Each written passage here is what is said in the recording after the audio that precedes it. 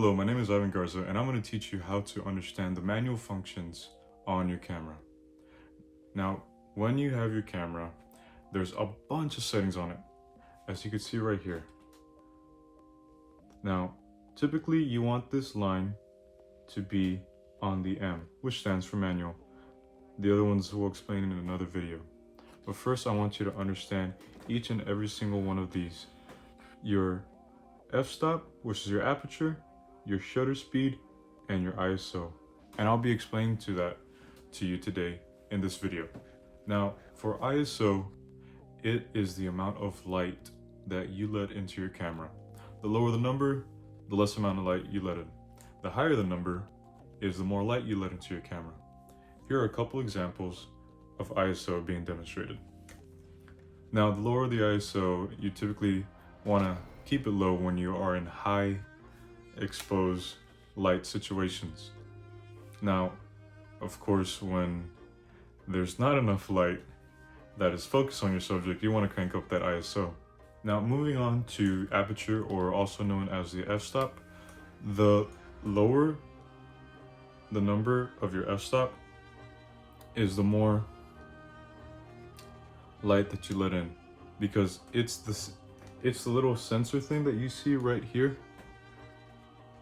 You're allowing more light to get in.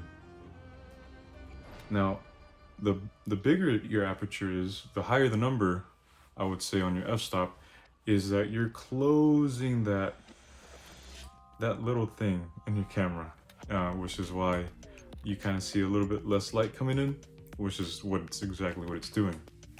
And typically with low aperture numbers such as a 1.8 or a 2.4, which is what you typically see in your camera and your lenses, you'll get a lot of bokeh or blur around it, is what people call it, but photographers or videographers call it bokeh, which is that nice crispy look that you want to get.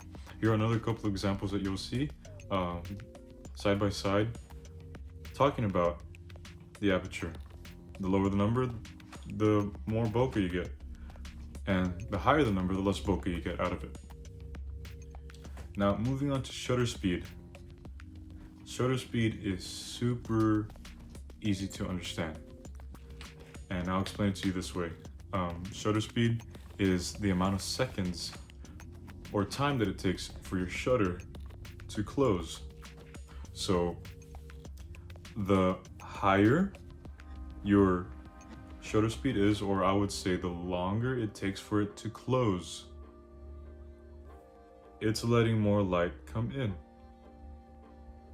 Now, the faster it is, the less light it comes in, because it's shutting so fast.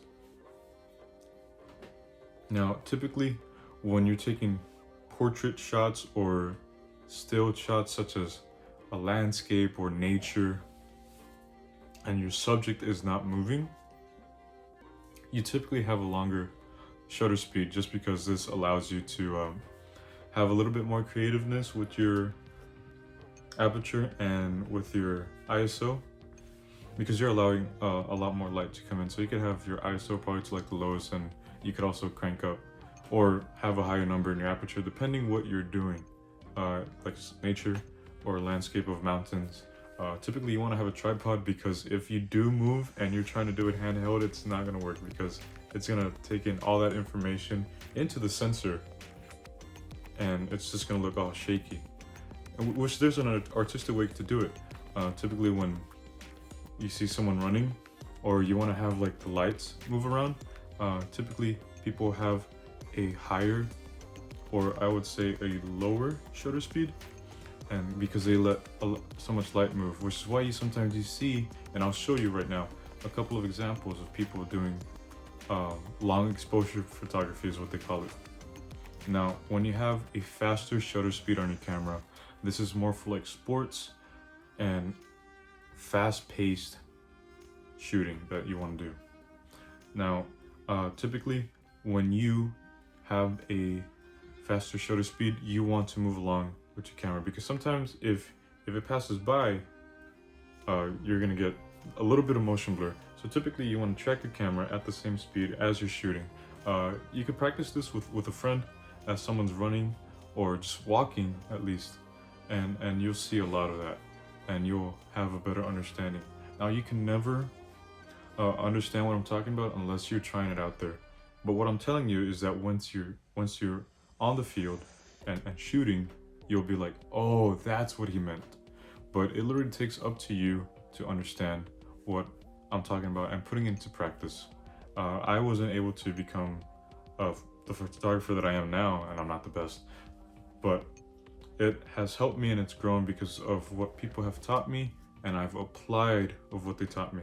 So it's up to you what you want to do with this information, whether it just stays in your history or you could apply it. And that's it for this video. I want to thank you so much for listening to me. I hope you have an amazing day. Thank you.